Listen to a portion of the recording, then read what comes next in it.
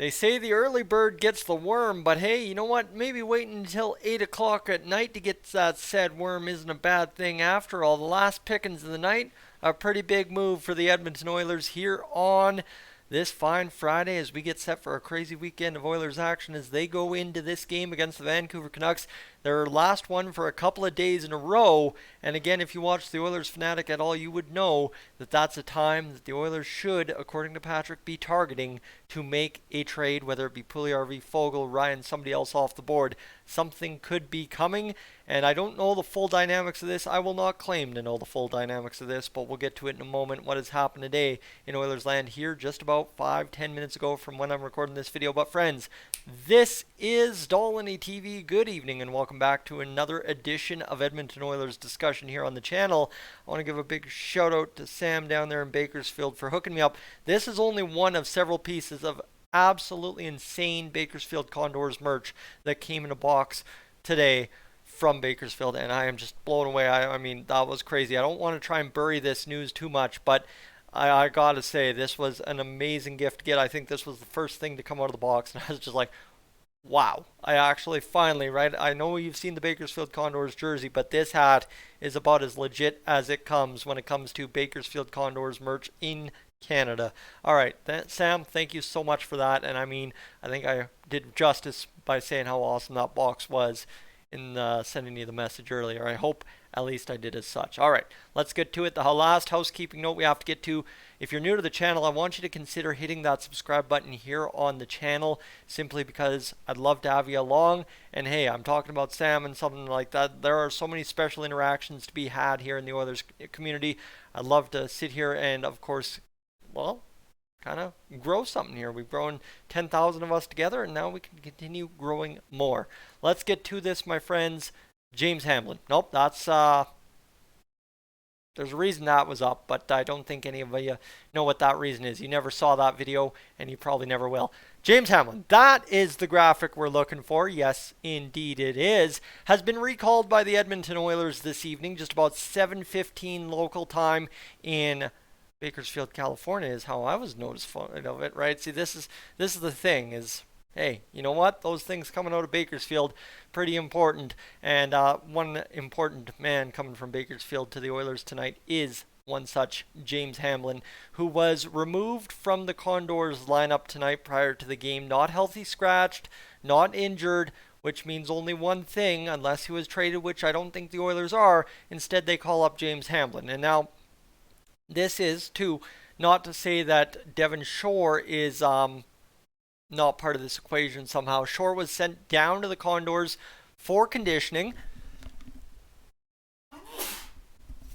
But the problem is Shore was not placed on waivers. You can place a player on conditioning stints, but it does not reduce a roster spot nor reduce your daily cap hit.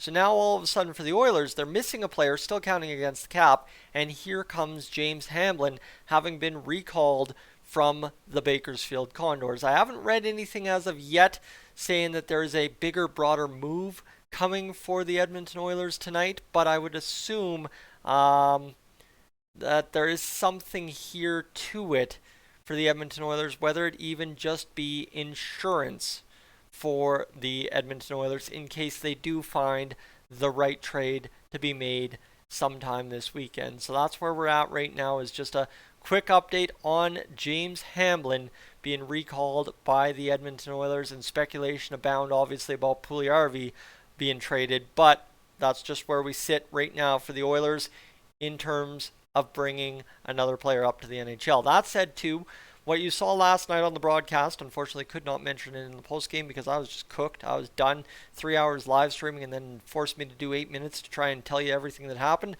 You know it never goes well, and I screwed up why Mr. Klim Kostin was taking on Pat Maroon. I made it about kind of a give me the fight for doing the thing against Evander Kane, which was not his fault at all. And I'm like, it's not really his fault, but it's just a courtesy thing. That's what I was pitching. No, I mean, you look back at the tape, any fool, even myself, should see it, is the fact that he was taking it for taking liberties against Connor McDavid earlier in the game, that being Pat Maroon in the Klim Kostin fight to start the second period. 100%, and that's Klim Kostin's role. That's what he does. That's how he cheers on his teammates. sorry for that omission. It was a long night last night, and by the end of the streams every night, I'm pretty much done. It's 10 o'clock. I'm worried about going to bed and waking up tomorrow morning. So that's my apologies there.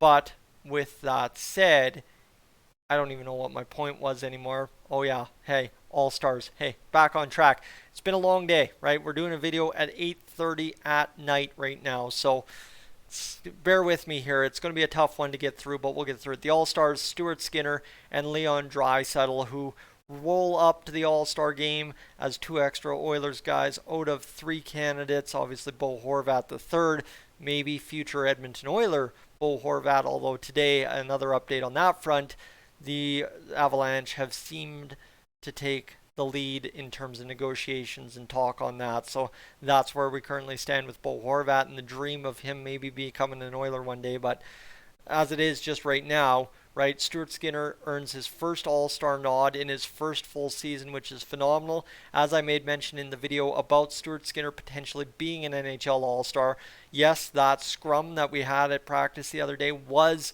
about announcing Stuart Skinner and Leon Draisaitl as All-Stars, and B, it was also one of those things too of it's deserved, not necessarily based on outstanding, incredible stats, but in terms of team value and of course kind of competition within the division, it makes sense that Stuart Skinner is an NHL All-Star. It's not that like Stuart Skinner was far and above one of the best goalies in the league. No, it's just in comparison with the rest of the Pacific Division. Realistically, even Jacob Markstrom, I think, being the next closest, and Dan Vladar being in there as well. Those two are the next closest, and Oilers fans won the fan vote. That's what it comes down to. In terms of everything else, friends, I don't think there's really much other to mention other than, yes, the Oilers Heritage Classic jersey got a tease today, thanks in part to Tyler Yaremchuk of Nate alumni, by the way. Taylor Yaremchuk from the Oilers Nation. I'm going to support those Nate alumni, even though I missed them. I missed them by a semester. I was on practicum at Nate when they were there, but missed them by a semester. However, the Edmonton Mercuries, if you ever want to take a look and look up the history of that team and the jersey history, you can get a look at what the Oilers Heritage Classic jersey against the Calgary Flames might be inspired by. I think just Yaremchuk's tease was more or less, don't buy into this being the jersey, buy into this being the inspiration. That's kind of the tease he laid out on Twitter today. And I mean, that's a huge scoop, right? Obviously, you get the Heritage Classic announced just a little while ago, and now all of a sudden you're already talking about the possible development of the jersey, which is fantastic because, I mean, the Heritage Classic is less than 10 months away, and you can have already a potential of what that jersey is going to look like by mid-August. I think probably just prior to rookie camp getting underway, the Oilers would release it officially. So you can imagine, same thing with the reverse retro, kind of how it went, is the fact that we'll probably know exactly what it looks like, or 95% what it looks like by mid to end July. All right, friends, that's really all there is. James Hamblin recalled, making mention of Stuart Skinner, deserved All-Star. Didn't really say much on Draisaitl, but hello, that's a no-brainer. Number 2, the Bo Horvat thing, just kind of intensifying in a different direction other than the Oilers, which is not a problem. I mean, I'm just making jokes of it because it's been a very successful topic here on the channel, the past 2 videos I've done on him. And 3rd, 4th, 5th, whatever you want to say, of course, the jersey. Yeah, that's what I was trying to say. All right, friends. Anyway, you have a great Friday night. If there is any further breaking news, should Jesse Puljujarvi get traded at 12 tonight, I will be up. I will be doing it. We are officially on trade watch this weekend, which means respect the grind, get to the grind, and do the grind at the end of the day. Anyway, you have a great night. Make sure, if you haven't already, you've gotten a pretty good example of kind of my personality throughout this video. So if you want to hit that subscribe button, get more Oilers news, Condors news maybe, from a guy like me, I'd really appreciate that. And we will talk to you sometime soon. Thanks, friends.